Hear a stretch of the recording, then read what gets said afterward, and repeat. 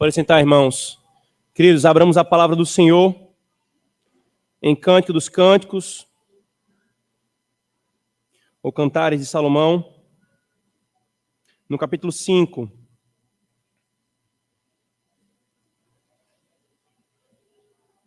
Nós exporemos, irmãos, essa noite como mais uma exposição avulsa de elementos importantes da nossa caminhada, quer como igreja, quer como crentes. Nós exporemos o capítulo 5, irmãos, do versículo 4 ao versículo 16. Diz assim, queridos, a palavra do nosso Deus. O meu amado é alvo e rosado, o mais distinguido entre 10.000. A sua cabeça é como o ouro mais apurado. Os seus cabelos, cachos de palmeiras, são pretos como o corvo. Os seus olhos são como os das pombas, junto às correntes das águas, lavados em leite, postos em engaste. As suas faces são como um canteiro de bálsamo, como colinas de ervas aromáticas. Os seus lábios são lírios que gotejam mirra preciosa. Suas mãos, cilindros de ouro, embutidos de jacinto. O seu ventre, como alvo marfim, coberto de safira. As suas pernas, colunas de mármore, assentadas em bases de ouro puro. O seu aspecto, como o Líbano, esbelto como os cedros. O seu falar é muitíssimo doce. Sim, ele é totalmente desejável. Tal é o meu amado, tal o meu esposo, ó filhas de Jerusalém. Amém. Oremos, irmãos, ao Senhor. Senhor Deus, mais uma vez, Senhor, a nossa alma se exercita, se inclinando à Tua palavra para ouvi-la, Senhor, sendo pregada e exposta a nós. Nós clamamos, Senhor, mais uma vez, que o Teu Espírito Santo opere, Senhor, que nós te amemos mais, que nós te desejemos mais, Senhor, que nós odiemos mais o nosso pecado. Nós clamamos em nome de Jesus. Amém.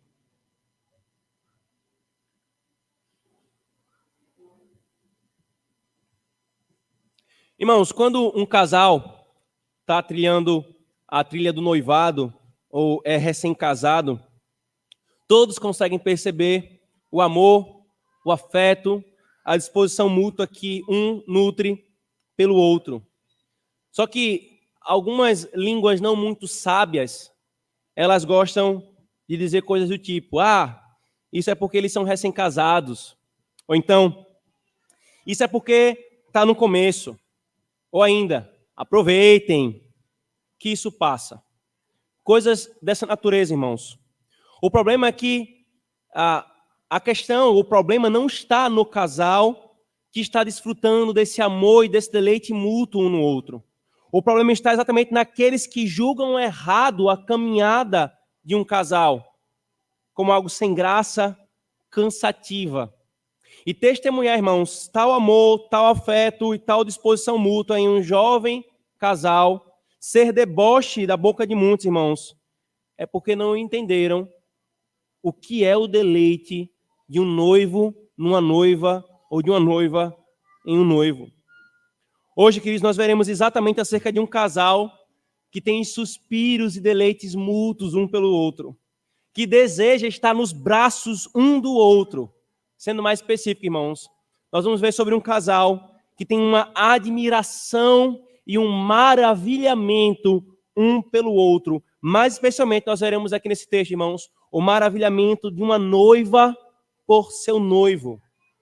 E o que é que o Senhor vai nos ensinar, irmãos, nessa porção? Que o noivo é maravilhoso e por isso ele é totalmente desejável.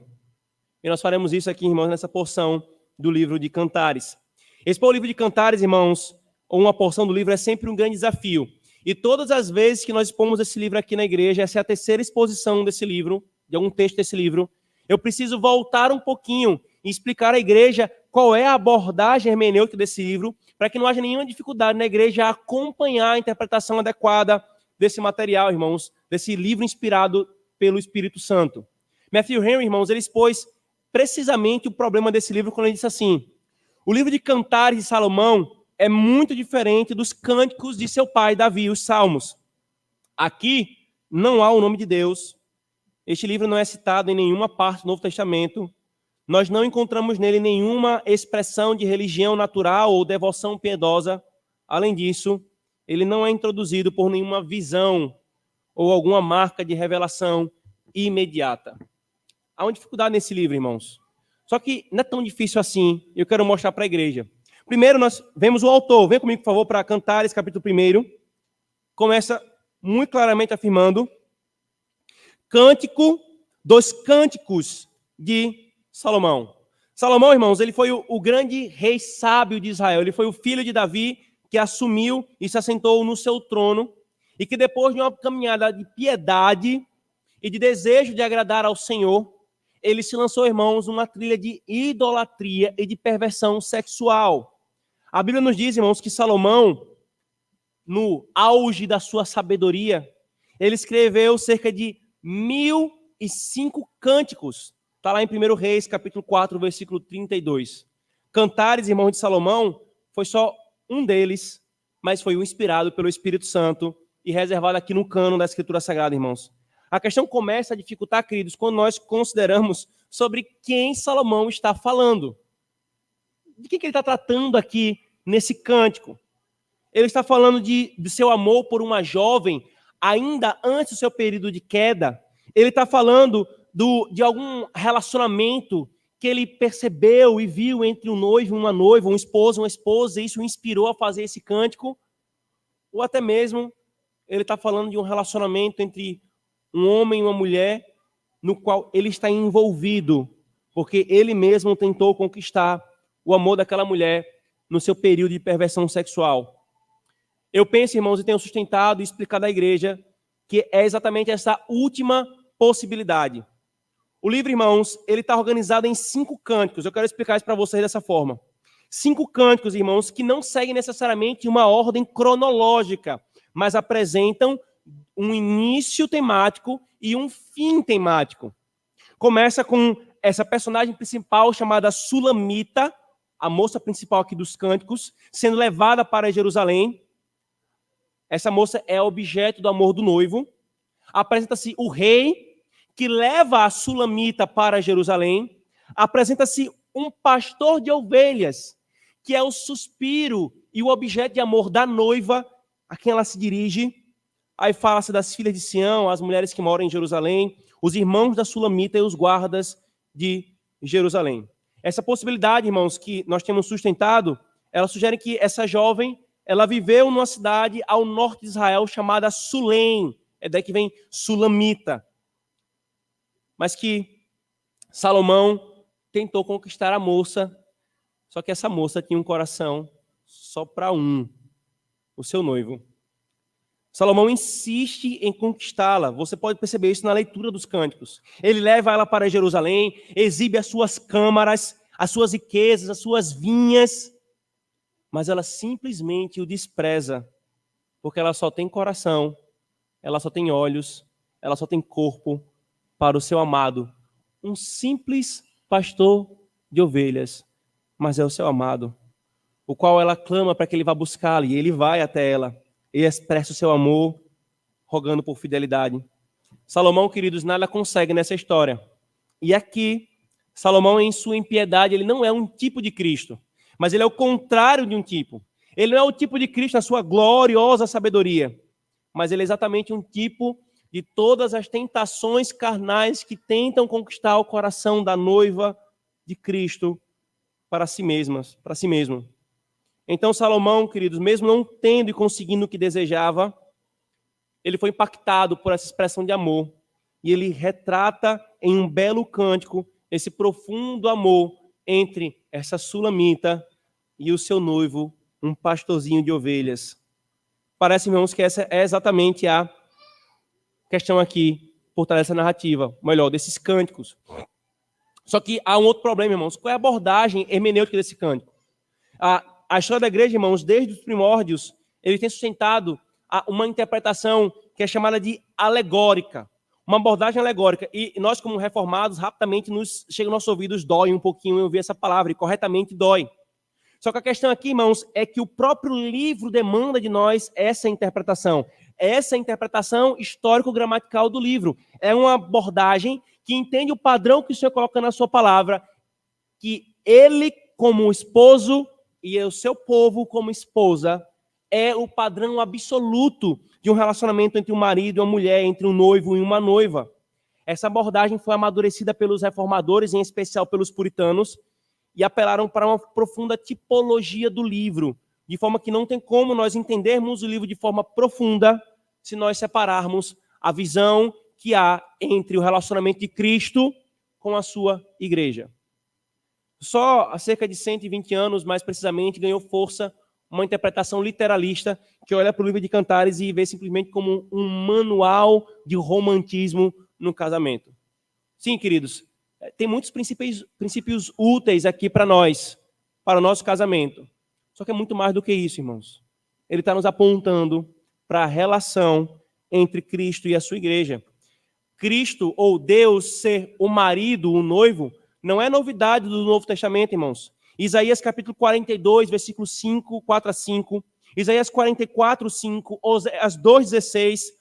E muitos outros textos do Antigo Testamento falam do mesmo padrão do que Paulo fala em Efésios capítulo 5, Cristo ser o cabeça como o marido e a noiva ser o seu corpo, a igreja.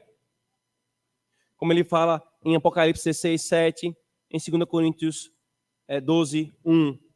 Ou seja, irmãos, o propósito geral da Escritura é apontar para Cristo e o seu casamento com a sua noiva, a igreja. E então esse livro, irmãos, nos mostra o amor que Cristo tem pela sua noiva e o amor que a sua noiva tem por Cristo, irmãos.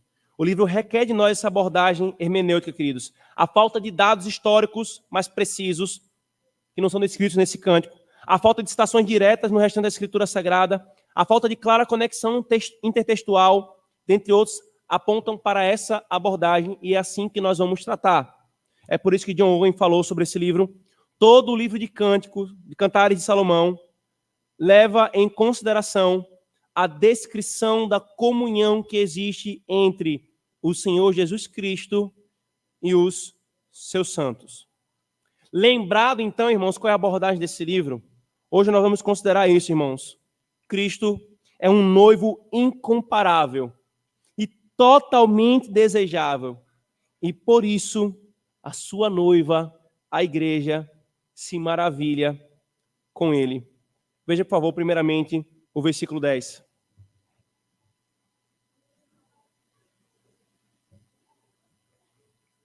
O meu amado é alvo e rosado, o mais distinguido entre 10.000. Primeiramente, irmãos, Cristo é um noivo incomparável. Não tem nada, nem ninguém igual a Cristo, irmãos. E a noiva, ela expressa essa convicção quando ela diz: o meu amado é o mais distinguido entre 10.000. Essa expressão, irmãos, muito superlativa, muito aparentemente exagerada, é para dizer assim, não tem ninguém igual a ele. Pegue 10.000 homens, junte todos eles numa sala, e ele vai sobressair todos. Não há ninguém comparável a Cristo, irmãos. Ninguém. Ele é sem igual. Existem muitos amados irmãos no mundo, mas compare-os todos com Cristo, e eles não são nada. E sem dúvida alguma, Cristo é o principal. Não há ninguém, queridos, que possa ser colocado ao lado dele. Ninguém. Mas a noiva vai provar isso. A noiva, ela começa numa descrição muito clara dos atributos desse noivo. Ela apela para uma descrição minuciosa, que para os nossos ouvidos ocidentais aqui no Brasil do século XXI, parece até engraçado algumas falas, né? Ah, meus irmãos, mas ela está evocando imagens belíssimas, poesia puríssima aqui diante de nós, para dizer: eu vou provar a vocês que estão ouvindo o meu cântico, que esse noivo não tem outro igual a ele. Veja, por favor, Apocalipse, irmãos, capítulo 1, Algo parecido é feito ali em Apocalipse por João.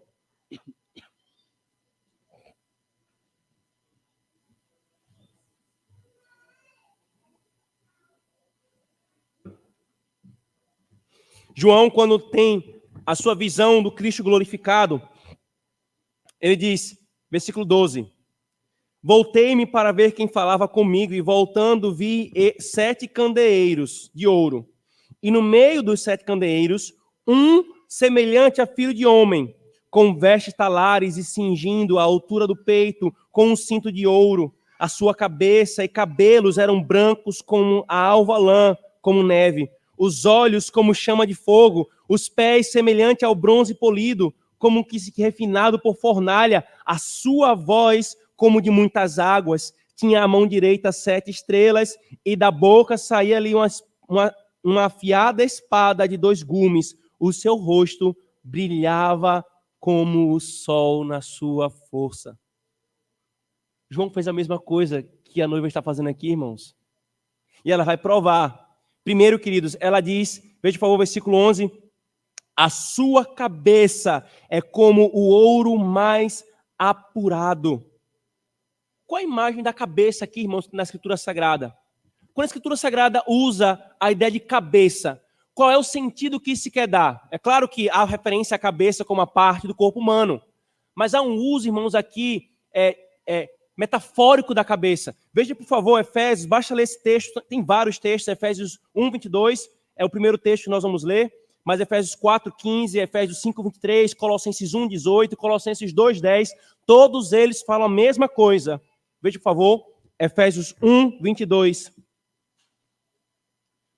E pôs todas as coisas debaixo dos pés, para ser o cabeça sobre todas as coisas, o deu à igreja.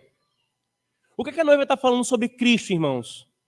O que a igreja deve reconhecer no seu Senhor? A sua liderança perfeita. Ele lidera perfeitamente o seu povo, ele é a cabeça. A sua cabeça, o texto diz, é como um ouro mais do que apurado. Cristo, irmãos, é um rei perfeito, é uma cabeça perfeita para a sua igreja. Ele provê a ela o que ela precisa. Ele luta contra os seus inimigos. Ele lhe envia oficiais. Ele lhe dá dons. Nada a sua igreja deixa de ser suprida pela sua liderança. Ele é perfeito em sua liderança. E ai dos homens que abrem a boca para falar o contrário. Ai dos homens que dizem que pode colocar outro cabeça sobre a igreja que não Cristo, como o Papa faz, dizendo que ele é o cabeça da igreja. Como muitas igrejas episcopais fazem, dizendo que há um líder e um pastor mor sobre a igreja. Não há. Não há ninguém igual a ele que possa substituir a sua função. Ele é um cabeça perfeito. E a sua liderança é perfeita. Mas ainda, a noiva diz, veja ainda o versículo 11. E os seus cabelos, cachos de palmeiras, são pretos como o corvo. Uma cultura, irmãos, profundamente agrícola e pecuarista, ela tem como riqueza e beleza exatamente aquilo que é próprio dessas duas áreas. E ela faz referência ao cabelo. É curioso, irmãos, que há pelo menos 2 referências na Escritura Sagrada associadas ao cabelo, além dessa que nós acabamos de ler em Apocalipse 1. Quando você vai falar sobre Sansão, onde é que estava associada a sua força, o seu vigor? Aos seus cabelos. Quando você considera Absalão sendo descrito lá em 2 Samuel 14, 26, quando queria se falar do seu vigor, falava-se dos seus belos cabelos. Então a noiva, irmãos, está elogiando e está reconhecendo o atributo, o vigor de Cristo. Ainda o versículo 12. Os olhos, veja por favor, os seus olhos são como os das pombas, junto às correntes das águas, lavado de leite, posto em engastes. A gente faz essa associação com a pomba como um olhar humilde, um olhar manso. aqui também, irmãos, está associada ao uso que a Escritura Sagrada faz dos olhos. Venha, por favor, para o Salmo 11. Quando a Escritura faz referência aos olhos do Senhor, que lembremos, não possui olhos, porque Deus é Espírito. Mas ela faz essa linguagem antropomórfica atribuída a Deus, mas Cristo, nosso Senhor, Deus Filho encarnado, ele o possui. Está associado, queridos, ao seu conhecimento perfeito. Veja o Salmo 11, versículo 4. O Senhor está no seu santo templo. Nos céus tem o Senhor seu trono. Os seus olhos estão atentos. As suas pálpebras sondam os filhos dos homens. Jó 34, 21, Ezequiel 1, 18, Ezequiel 10, 12. Todos são textos que fazem o mesmo uso dos olhos. Os olhos associados a um conhecimento infalível, preciso, uma onipotência, em alguns casos, quando atribuído ao Senhor, conforme também Apocalipse 4, 6 e 8. Agora veja o versículo 13, querido. Mais um atributo de Cristo, a noiva fala. As suas faces são como um canteiro de bálsamo, como colinas de ervas aromáticas, Qual é a ideia da face aqui, irmãos? Venha comigo, por favor, para Números, capítulo 6. Qual é o uso mais comum e abundante que a Escritura faz da face? Veja o capítulo 6, versículo 24 a 26. O Senhor diz: o Senhor te abençoe e te guarde. O Senhor faça resplandecer o rosto, a face sobre ti, e tenha misericórdia de ti. Que sobre ti o Senhor levante o rosto e te dê a paz. Salmo 4, 6 faz o mesmo uso, irmãos. Qual é a ideia aqui da face? A noiva está falando da sua graça e do seu favor. Quando a Escritura fala, irmãos, da face de Deus voltada para alguém, está se referindo ao seu favor e à sua benevolência para com esse, para quem ele volta a sua face. Quando a Escritura quer falar da reprovação do Senhor, do desprezo do Senhor por alguém, ele diz: eu virei a minha face daquela pessoa. Então, quando ela faz referência à sua face belíssima, ela está fazendo referência à sua graça, à sua belíssima e maravilhosa graça. Ainda, queridos, veja o versículo 14, por favor. As suas mãos, cilindros de ouro, embutidos de jacinto. O seu ventre, como alvo marfim, coberto de safira. As suas pernas, colunas de mármore, assentadas em bases de ouro puro. Veja que descrição fantástica aqui, irmãos. Fantástica. Mãos, pernas e ventres. Um resumo de todo o corpo. A noiva está usando aqui, irmãos, os materiais mais finíssimos e mais resistentes que ela poderia descrever. Ouro, mármore, marfim, algo precioso, algo forte. Ela está dizendo, Cristo é forte e poderoso. Ela está louvando e descrevendo aqui a força do seu noivo. Veja o versículo 15, agora a parte B. O seu aspecto como o Líbano, esbelto como os cedros. Qual é a referência aqui, irmãos? Venha, por favor, para Mateus capítulo 8, por favor. Versículo 27.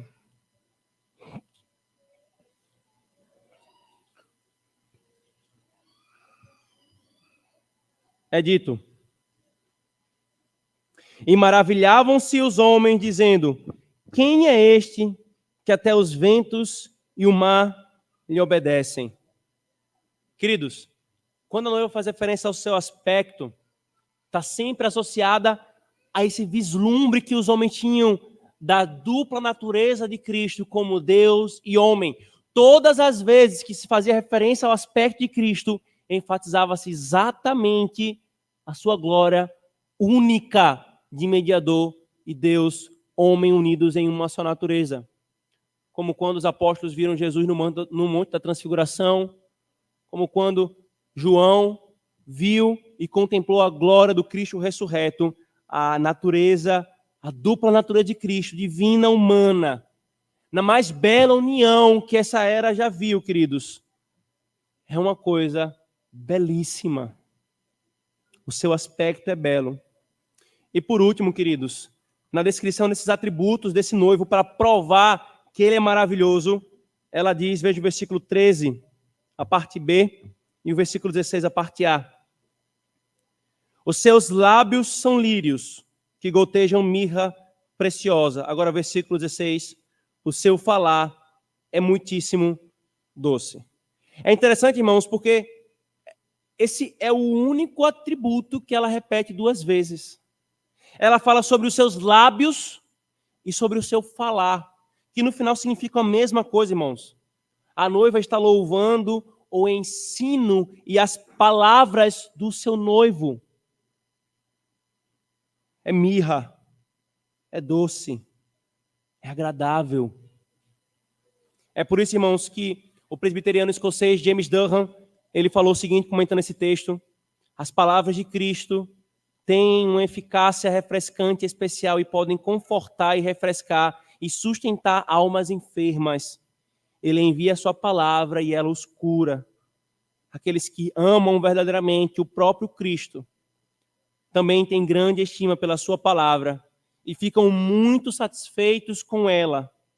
E onde há pouca estima pela palavra de Cristo, há pouca estima pelo próprio Cristo.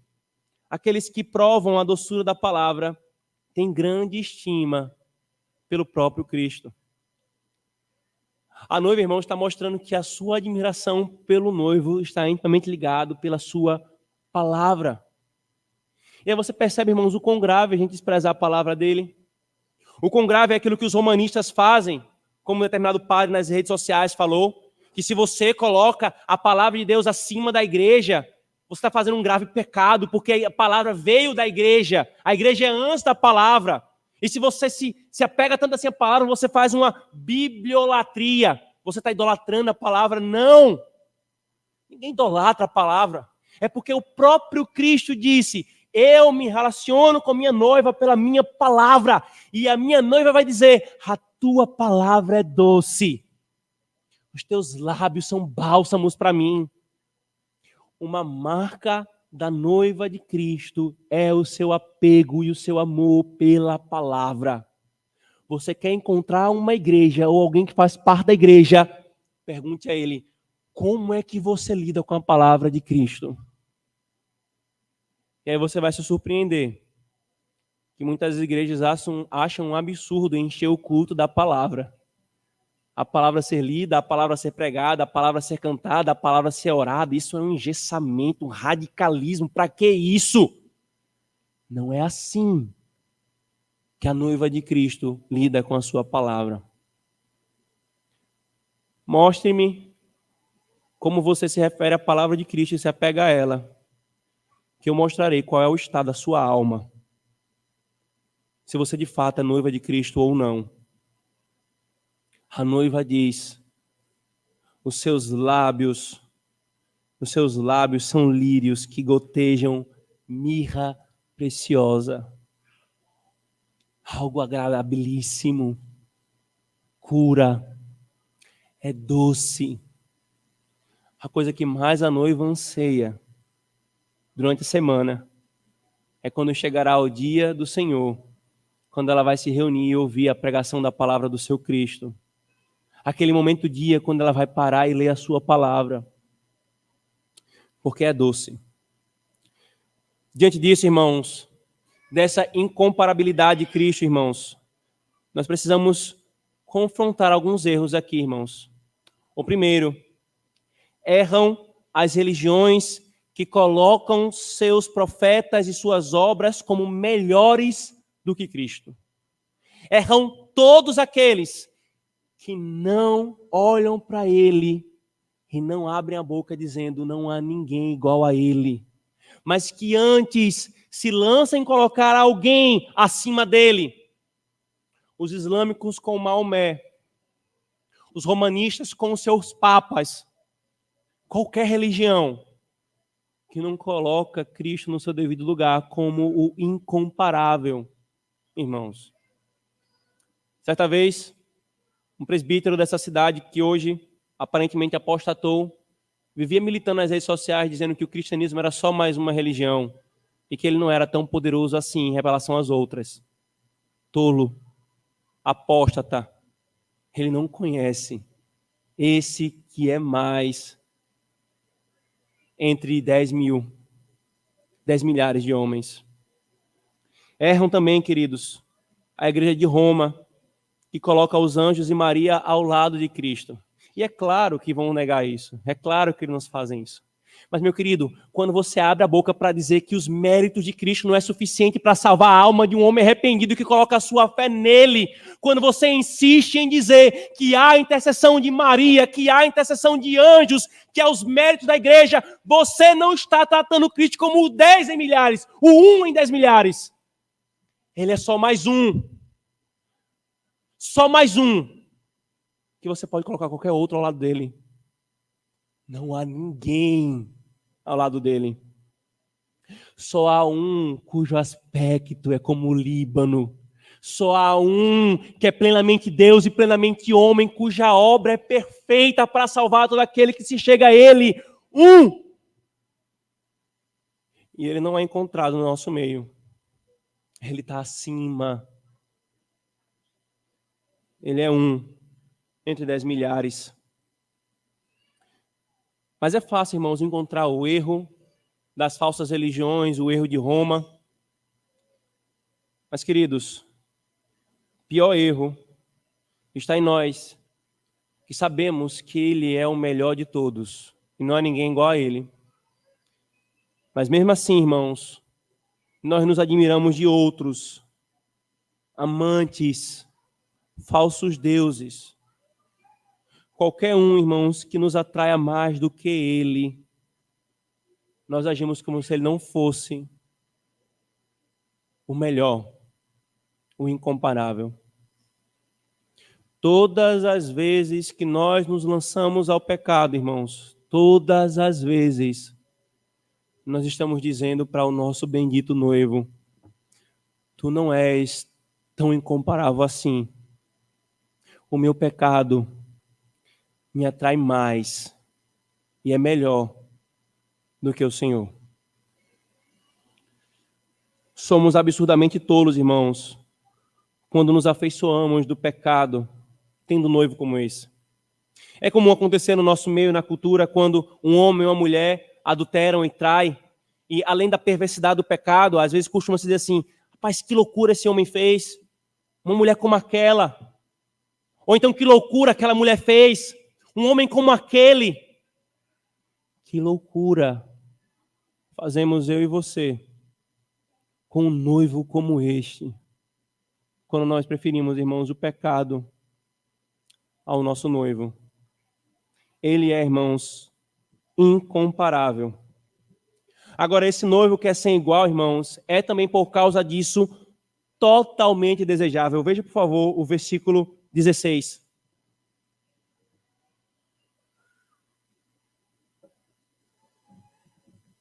Sim, ele é totalmente desejável, tal é o meu amado, tal o meu esposo, ó filhas de Jerusalém. Aqui Cristo está a conclusão da noiva. Depois dela começar afirmando: ele é o mais distinguido entre 10 mil.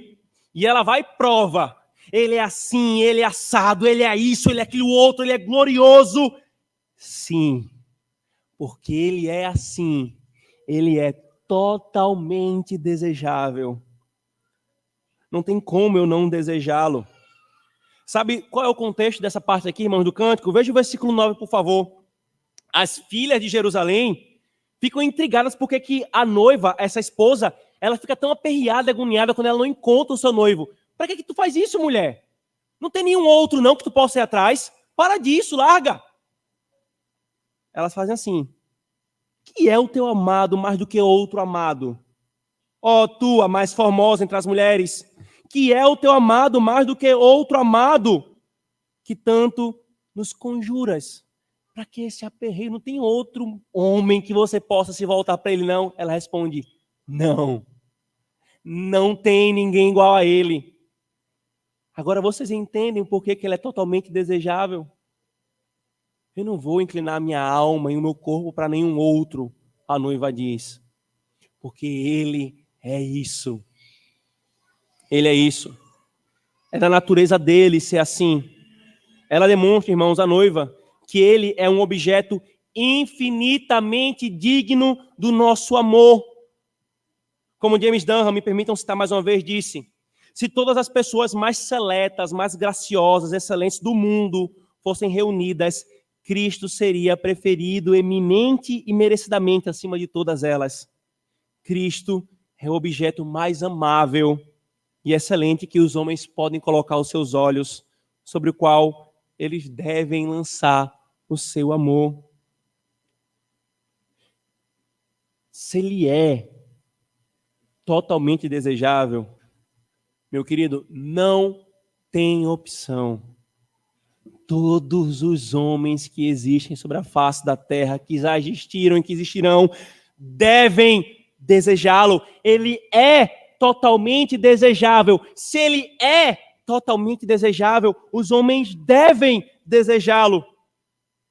Tudo nele, irmãos, deve fazer com que os seres humanos o desejem tê-lo para si.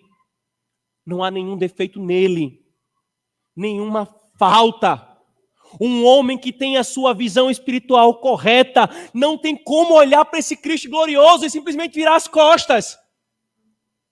Quando o contempla, a alma deseja, porque contemplou aquele que é o mais desejável de todas as coisas. Não tem outra reação e outra resposta. A alma diante dele deveria se entregar intensamente. E aqueles que não se entregam a ele e não o desejam são piores do que pedras. Piores do que pedras. Samuel Rutherford, irmãos, um puritano presbiteriano escocês, um covenanter, ele é conhecido por suas cartas pastorais que ele sempre escrevia consolando irmãos e irmãs em Cristo, pastores, amigos. E há uma carta, irmãos, interessante dele, eu quero lê-la para a igreja, em que ele faz referência a esse texto. Veja a forma como ele descreve esse Cristo. Nossa alma ama e não pode deixar de amar alguém justo. Então, que belo, que único, que excelente, que amável, que arrebatador é Jesus. Coloque a beleza de dezenas de milhares de mundos, de paraísos como o Jardim do Éden em um só. Coloque todas as árvores, todas as flores, todos os cheiros, todas as cores, todos os sabores, todas as alegrias, todas as doçuras, toda a beleza em uma só. Que coisa justa e excelente seria essa. E, no entanto, seria menos comparado com aquele belo e querido Cristo, o bem-amado. Tudo isso, comparado com ele, seria como uma gota de chuva para todos os mares, rios, lagos e fontes de 10.000 terras. Cristo é a maravilha do céu e a maravilha da terra. Que maravilha é sua noiva dizer, ele é totalmente desejável. Que as almas em trevas não relutem em vir e trazer todo o seu amor para este belo. Que se eu pudesse convidar e persuadir milhares e 10 milhares, de 10.000 dos homens de Adão, a se reunirem ao redor do meu Senhor Jesus e a virem a encher o seu amor. É uma eterna pena que exista alguém como o Cristo Jesus, tão ilimitado, tão infinitamente profundo, tão incomparável em infinita excelência e doçura, e tão poucos para aceitá-lo. Pobres almas secas e mortas, porque vocês não vêm aqui com seus vasos vazios e suas almas vazias para este enorme, belo, profundo e doce poço de vida, para encherem todos os seus vasos vazios.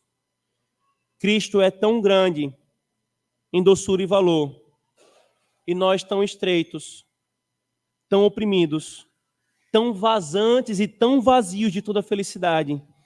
E ainda assim, os homens não o aceitam. Perde miseravelmente o seu amor quem não o concede a este, o mais amável de todos. Esse noivo, incomparado, irmãos, incomparável. Vale a pena a fidelidade a Ele. Vale a pena toda entrega a Ele. Vale a pena, irmãos, todo o sacrifício por Ele, porque não há nada melhor do que Ele. Não há. Se houvesse, você poderia ir, mas não há. Todo esse texto, irmão, descreve Cristo, como nós acabamos de ver. Mas você percebeu que esse trecho é o cântico da esposa falando sobre o seu esposo, da igreja falando de Cristo. Essa é a expressão de uma visão sublime de Cristo. É a igreja falando dele. E sabe qual a conclusão que nós temos disso, irmãos? É que a igreja deve pulsar de desejo e admiração por ele. E se nós não estamos tomados, queridos, de admiração, então o problema está em nós. Ele é desejável. E se a minha alma não pega fogo de desejo por ele, meu querido, não está nele o problema. Está em mim, em você. Nós nos acostumamos, irmãos, a simplesmente nos tornarmos apáticos àquilo que nós não deveríamos ser indiferentes. Como é comum, por exemplo, você vai fazer uma primeira viagem de avião, aí você fica empolgado. Que legal, que massa. Aí você vê as nuvens, aí você vê o céu, o jogo de cores, e você acha aquilo belíssimo, e você quer sentar na janela, se você não tem tanto medo de altura, e você não quer perder nada, e você fica admirado. Aí quando você está na 20ª viagem, você só quer reclinar a cabeça e dormir.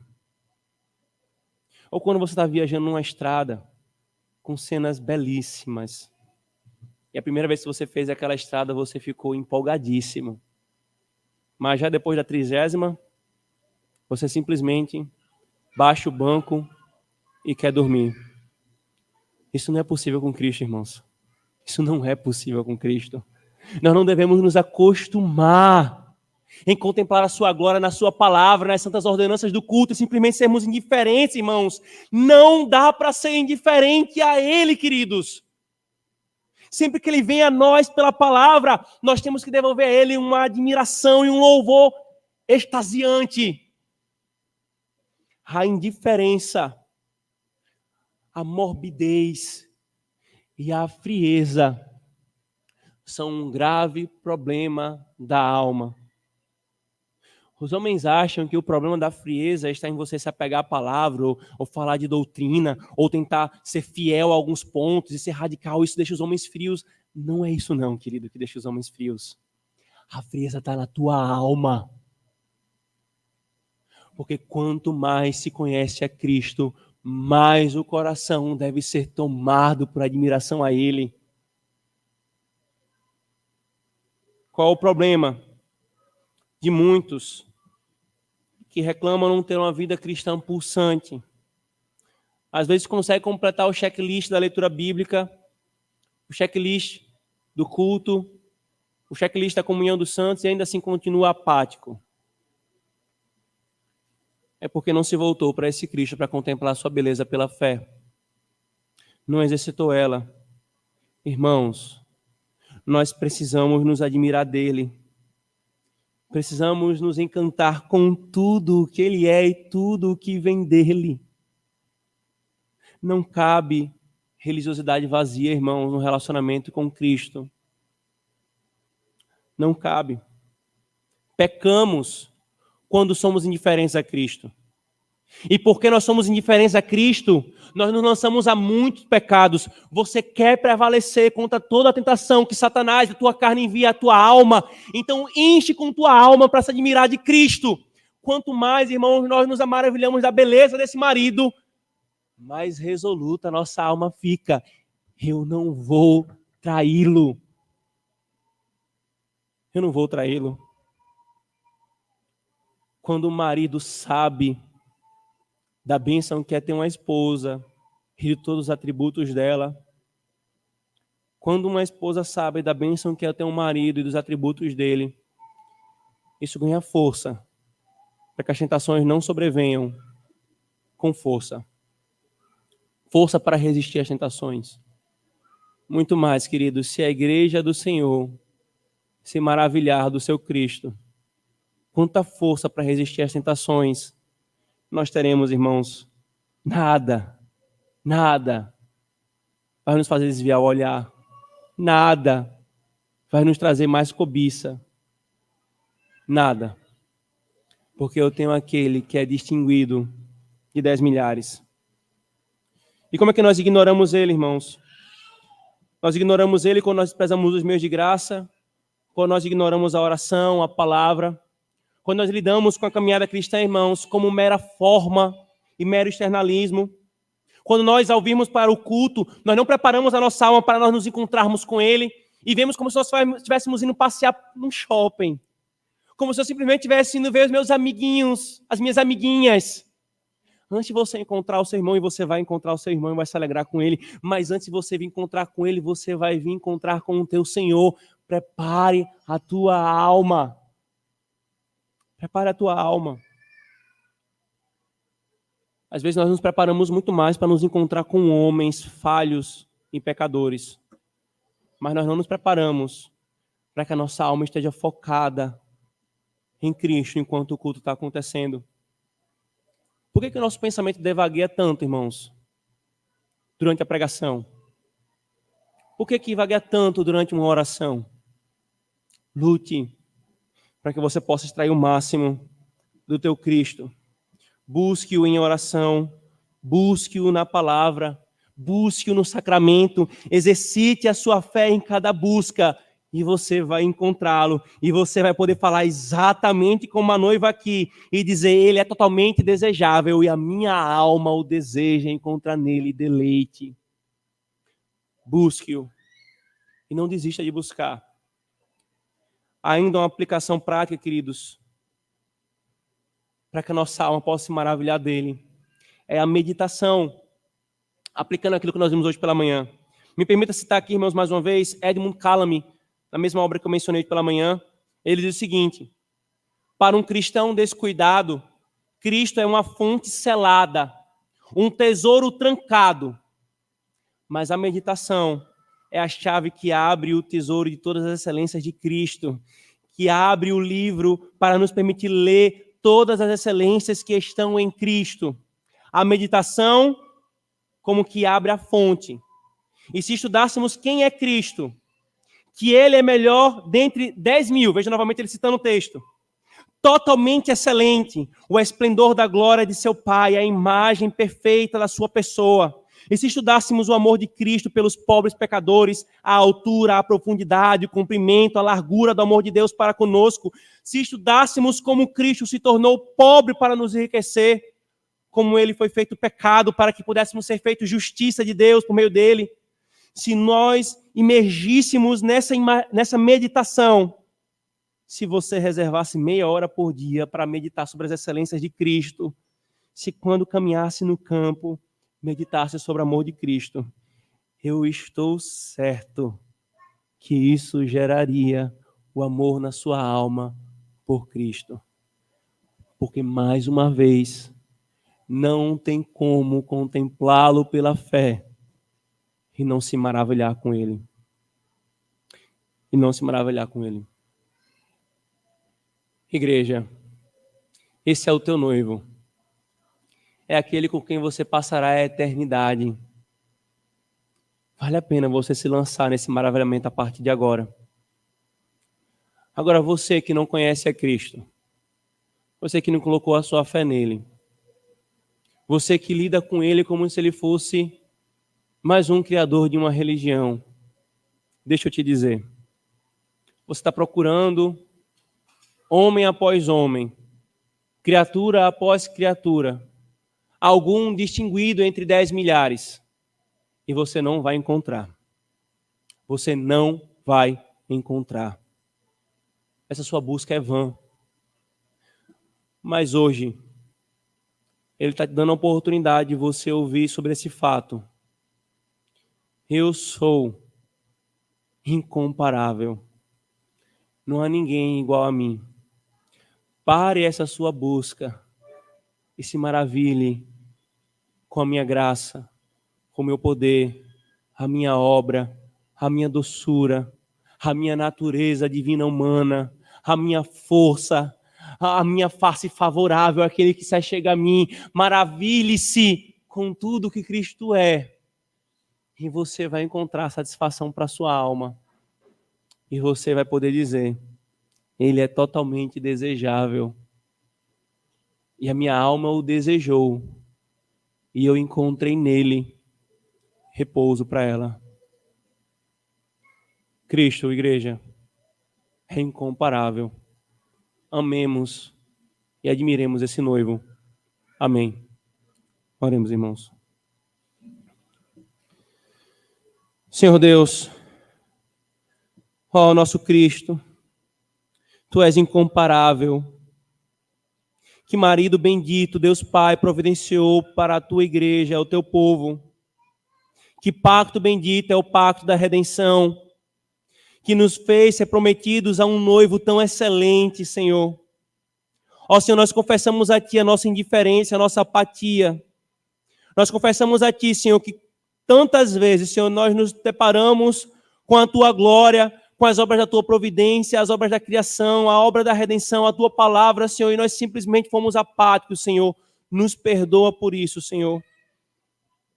Nós confessamos, Senhor, que muitas vezes lidamos com a nossa caminhada, a vida cristã, com mera religiosidade e forma, Senhor. Nos perdoa por isso. Mas nós clamamos, Senhor. Abre os nossos olhos da fé, para que contemplemos com cada vez mais clareza essa fonte inesgotável e insaciável de contemplação que é o Teu Filho Jesus. E que a nossa alma seja afetada, Senhor, com esse maravilhamento. E que nada nos atraia mais, Senhor, do que Cristo, esse perfeito noivo. Ele é o mais distinguido dentre 10 milhares, Senhor. Milhares de milhares, não há ninguém como Ele, Senhor. E nos perdoa por todas as vezes que nós quisemos outros ao invés dele. E nos faz, Senhor, noiva fiel. Nos faz, Senhor, noiva que se admira. Nós oramos em nome de Jesus. Amém.